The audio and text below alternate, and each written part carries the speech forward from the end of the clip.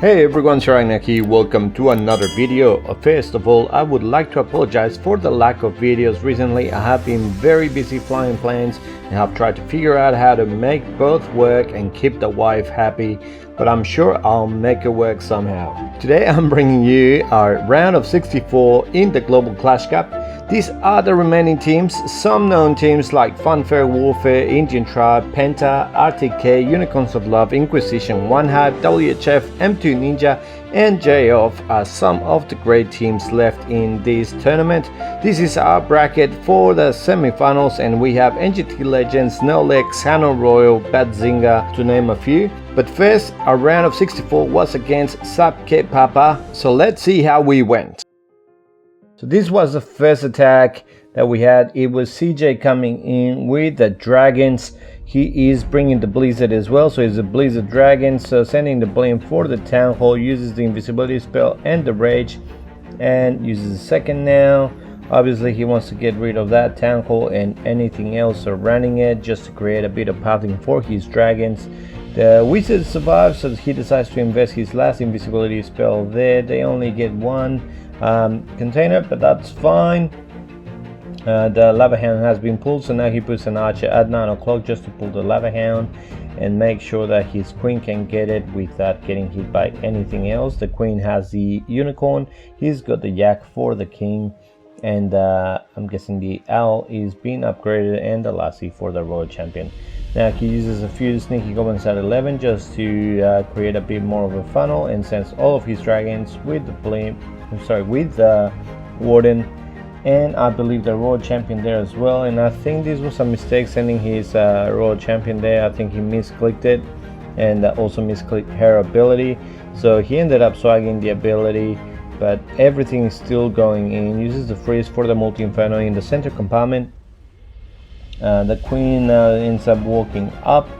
The dragon in the center, there's a couple of dragons there. They end up getting rid of the royal champion. He still has a bunch of dragons flying on the outside going towards the final scatter. He's got his own royal champion in the center of the base, getting rid of that multi-inferno, which was OP.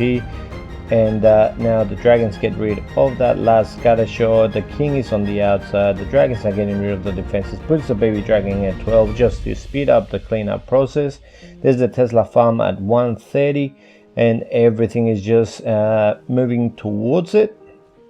His queen has gone down. He only has a wizard and an archer in the bag there left, and he puts them now, and with the king, with the yak still alive, everything was gone, and it was a nice triple by CJ.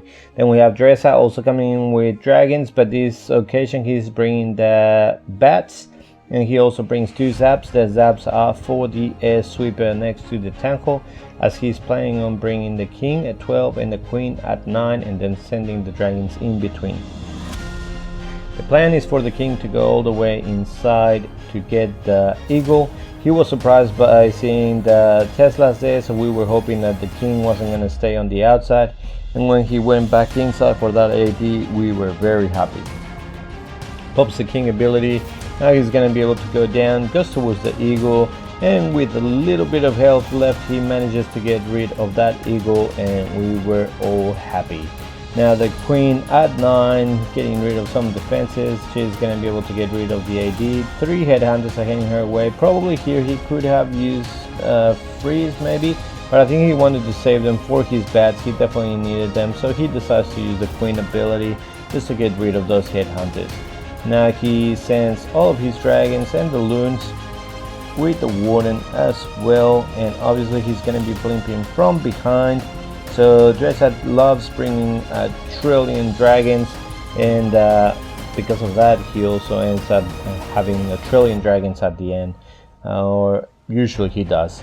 So now the CC was the Inferno Dragon that goes down, sends the blink from behind, uses the warden ability beautifully as the Inferno beams are hitting his dragons, so none of them are taking any damage whatsoever. The rage is for the blimp, the yetis and the sneakies come out, the tankle goes down, so that's beautiful there. A couple of dragons move down south, the other ones stay in the center, and he sends his royal champion from 3 o'clock just to get rid of that multi-inferno, which would be bad for his bats.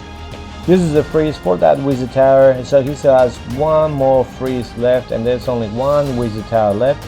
So over here he gets rid of those defenses, and as soon as the bats go towards the wizard tower, he uses the freeze for the expo and the wizard tower. That goes down, and this is a beautiful triple by Dragbat. Thankfully no red mines were pulled by the dragons while the bats were there. The bats end up flying away from the dragon, so no way that they're gonna get killed. And this was a beautiful triple. And now our final triple was by Fresh, so I'll just bring you that in a second. So here he is, and he's using a queen charge lalo, and this was a really nice hit as well, using the stone slammer to go inside and get rid of the scatter, and it also opens up the walls. The Yetis come out, that scatter is going to go down. It also created a bit of pathing for his queen. He wants her to walk inside towards the king. The lava hound is coming out, so the queen is going to have to get rid of that lava hound first. Thankfully that inferno is a multi-inferno, so the queen is going to be nice and safe.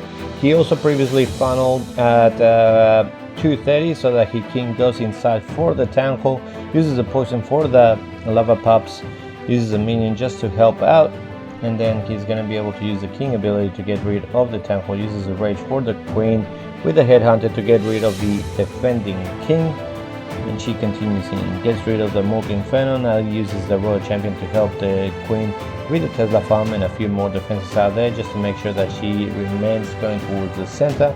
Uses a freeze for the warden statue and the explode that was causing quite a fair bit of damage. Now look at this super wall breaker, just going all the way in and opening that wall beautifully, which is going to allow the queen to have access to the multi-inferno in the core as well as the defending queen.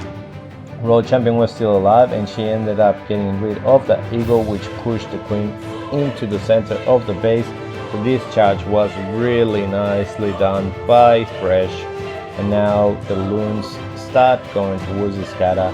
There's not much left of the base left, so these loons are just like back end loons, even though it's the main army, and they're coming in, flying around in a clockwise formation. That multi-inferno is left. He still has a warden ability left, he still has his queen ability left, he still has a million loons left, and there we go, the multi goes, the loons end up doing the ballerina swing, and that's all she wrote. Beautiful triple by Fresh. The war finished 13-9. I ended up getting a 98% time fill, sadly, and CJ got a 1-star defense, which was really good. Overall, really good defense this match. GG to Sab Ke Papa, and now to wait and see who we will face in round of 32 of the Global Clash Cup. If you liked the video, please click the like button, subscribe to the channel, and I'll see you next time with more Clash. See ya.